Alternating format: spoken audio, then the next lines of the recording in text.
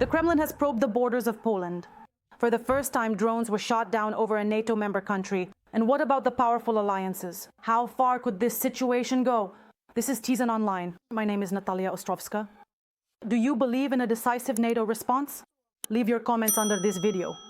And be sure to give a like right now. Let's get started. For the first time in history, Poland repelled an attack by Russian drones. They managed to bring down 4 out of 19. This is an unprecedented moment in the history of the North Atlantic Alliance, but also in the history of this new Poland. Warsaw calls it an act of aggression or even equates it to an attack on NATO. Such an attack is seen as an assault on an allied country. And how did America respond in this situation? Last night showed that we are capable of defending NATO territory and its airspace. This was stated by the Secretary General of the Alliance after today's drone attack on Poland. The country was attacked by 19 drones and 4 of them were shot down by the neighboring country's air force. At the same time, the Russians launched 415 strike drones of various types at Ukraine. Our defenders destroyed 386 of them, while Poland endured an air attack. For the first time, there are damaged homes. Reports from Warsaw, Rzeszów, and Lublin had to be closed. Polish military personnel and defense forces were urged to be ready for call-ups on short notice. Prime Minister Donald Tusk convened an emergency government meeting. At the same time, Warsaw summoned the Russian diplomat. He is expected to be handed a note of protest. An unprecedented moment in NATO's history and the most serious violation of European airspace by Russia. These are the words used by a number of European leaders and officials in response to the incident in Poland. The Allies have invoked Article 4. It stipulates that member states can draw the attention of the North Atlantic Council to a situation and discuss it with their allies. The countries are declaring their solidarity with Warsaw and its right to self-defense. Relevant officials are calling for the construction of a drone wall on Europe's eastern flank. Radio Liberty correspondent Zariana Stepanenko will provide the details. Russian drones have previously entered European airspace. However, this time Europe is shocked by the scale. According to its prime minister, 19 drones ended up on Polish territory. The country's leadership saw them as a threat to its citizens, so they made an unprecedented decision. Not just to observe as they had done before, but to shoot them down. A NATO military spokesperson says that alliance aircraft have encountered potential threats in the airspace of allied countries for the first time. The operation to shoot them down, with debris still being searched for, is considered a success by the Polish authorities. Donald Tusk and Karol Nawrocki are in contact with NATO leadership, which still has to draw conclusions from this night. This is an unprecedented moment in the history of the North Atlantic Alliance, but also in the history of this new Poland. This drone attack is truly exceptional. Fanita Panova, we must fully draw conclusions from what has happened. What is unprecedented is not only the number of shaheeds, but also the direction from which they were coming. The Polish Prime Minister says that for the first time since the start of Russia's full-scale war, the drones were coming not only from Ukraine, but also from Belarus. This fact makes many people wonder whether it was just a coincidence. A number of European leaders and top officials do not believe it was. For example, current EU diplomat Kaja Kallas openly speaks about signs of a deliberate violation of European airspace by Russia, which she also calls the most serious since the beginning of the war. The Prime Minister of the Czech Republic also finds it hard to believe it was just a coincidence. Putin's regime, and this is a quote from Petr Fiala of the EU, threatens all of Europe and systematically tests how far it can go. Volodymyr Zelenskyy also speaks of deliberate attacks, while at the same time signaling his readiness to provide Poland with all the necessary data. The EU leadership considers this situation a test for Europe and emphasizes its full solidarity with Poland. There was a missile strike in a village in Donetsk region targeting people who were waiting to receive their pensions. More than 20 people were killed, and just today we witnessed a reckless and unprecedented violation of the airspace of Poland and Europe by more than 10 Russian Shahed drones. Europe stands in full solidarity with Poland.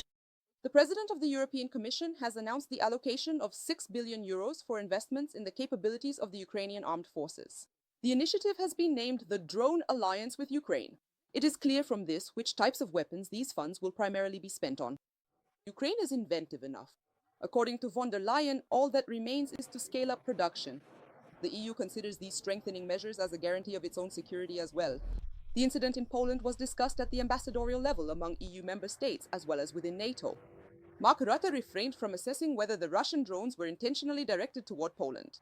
Regardless of whether it was intentional or not, it is absolutely reckless and dangerous. But as I have already said, a full assessment is ongoing. And my message to Putin is clear. Stop the war in Ukraine, stop escalating the conflict that you are now effectively waging against civilians and civilian infrastructure. Stop violating the airspace of allied countries. And know that we are ready, vigilant, and will defend every inch of NATO territory. The appearance of drones in Polish airspace is also considered unacceptable by the President of France and even by the Prime Minister of Hungary. But while Emmanuel Macron calls on Russia to put an end to this, quote, reckless escalation, Viktor Orban limits himself to abstract calls to end the hostilities. He considers his policy, which is based on peace, to be the right one, without mentioning under what conditions that peace should be established. From Brussels, Zariana Stepanenko, Marek Hajduk, Radio Svoboda, special for TSN 1+1. Expanding cooperation with partners for reliable air defense and assisting Poland with alert systems. This was how the president of Ukraine responded to Russia's massive missile and drone attack, which also targeted a NATO country. According to Volodymyr Zelenskyy, Ukraine has long been proposing to its Western partners to create a joint air defense system and to ensure the guaranteed downing of drones and missiles through the combined power of combat response and air defense forces. He says that real joint actions in the sky will guarantee the safety of neighboring countries. Kyiv can also help Warsaw build an adequate warning and protection system against such Russian threats. Moscow is always testing the limits of what is possible. And if it does not encounter a strong response, it remains at a new level of escalation, the president wrote on Telegram. I wonder if the sirens went off in the Polish cities that were under drone attack or if shelters were prepared there. What were your impressions as you followed the news from Poland in such cases? Write in the comments. Each of them is very important.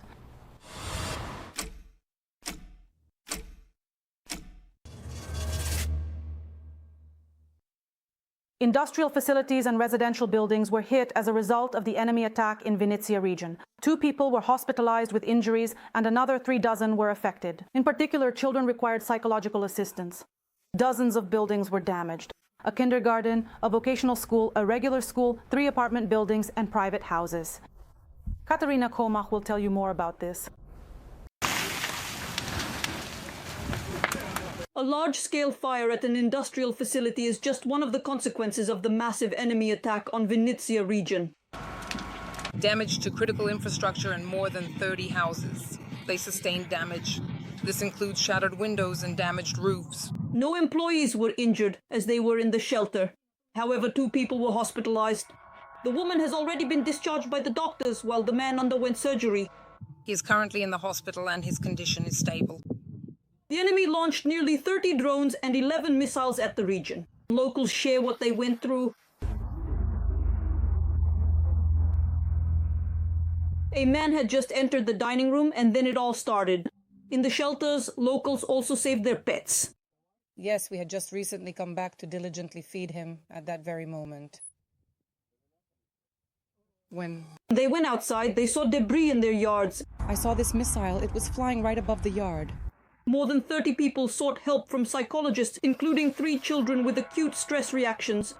Sometimes you have to shout over the children because of what they've been through. It was very loud, it was very frightening.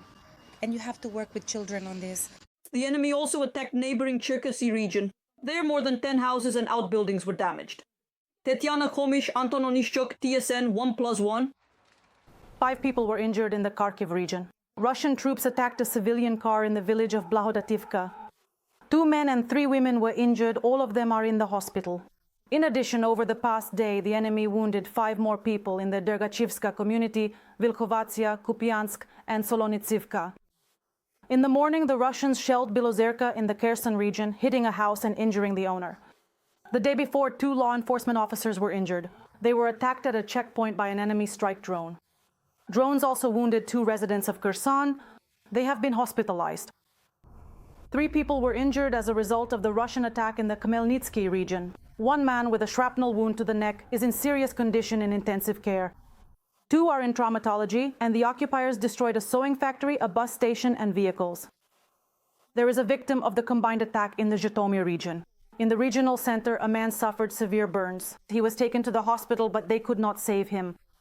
And another 5 civilians are hospitalized, and almost 30 people in total. People needed psychological assistance. In Volyn, emergency workers spent the night extinguishing a large-scale fire at an enterprise near Lutsk. The fire, which broke out after the shelling, engulfed 1,000 square meters. In Lviv, a civilian warehouse was destroyed during the nighttime attack. Russia launched nearly 60 Shahed drones and more than 10 cruise missiles at the city. This was reported by Mayor Andriy Sadovyi. Russian drones also attacked Kramatorsk in the Donetsk region. One of the drones hit near a 5-story building in someone's own apartment. An elderly woman was injured and hospitalized. Rescuers had to free residents who couldn't leave their homes on their own. The building's facade was damaged and windows and balconies were shattered. And right during the evacuation of people, another enemy drone deliberately struck law enforcement officers and firefighters. That's it. It's going down. Don't cry, don't cry.